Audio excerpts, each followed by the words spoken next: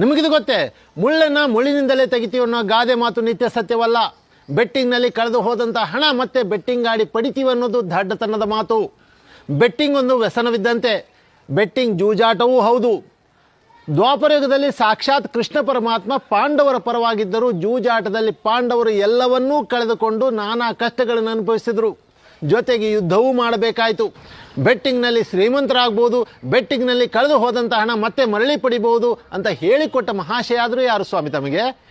ಒಮ್ಮೆ ತಾವು ಚಹಾದಲ್ಲಿ ಬಿದ್ದು ಹೋದಂಥ ಬಿಸ್ಕೆಟನ್ನು ಇನ್ನೊಂದು ಬಿಸ್ಕೆಟಿಂದ ತೆಗೆಯೋ ಪ್ರಯತ್ನ ಮಾಡಬೇಡಿ. ಕೈಯಲ್ಲಿರೋ ಬಿಸ್ಕೆಟನ್ನು ಕಳ್ಕೊಳ್ಬೇಕಾಗುತ್ತೆ. ತಾವೇ ಒಂದು ಬೆಟ್ಟಿಂಗ್ ಕಂಪನಿ ಓನರ್ ಅಂದ್ಕೊಳ್ಳಿ.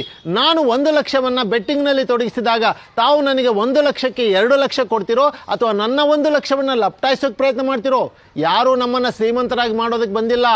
ತಾವು ನಮ್ಮ ಹಣವನ್ನು ಹೊಡೆದು ಶ್ರೀಮಂತರಾಗೋದಕ್ಕೆ ಬಂದಿದ್ದಾವೆ ಈ ಬೆಟ್ಟಿಂಗ್ ಕಂಪನಿಗಳು. ಇತ್ತೀಚಿನ ಪೀಳಿಗೆಯವರು ಆದಷ್ಟು ಬೇಗ ವಾಮ ಮಾರ್ಗದಲ್ಲಿ ದುಡ್ಡನ್ನು ಮಾಡಿ ಶ್ರೀಮಂತರಾಗಬೇಕು ಎಂಬ ಯೋಚನೆಯಲ್ಲಿದ್ದಾರೆ. ಅದು ಸಾಧ್ಯವಿಲ್ಲ.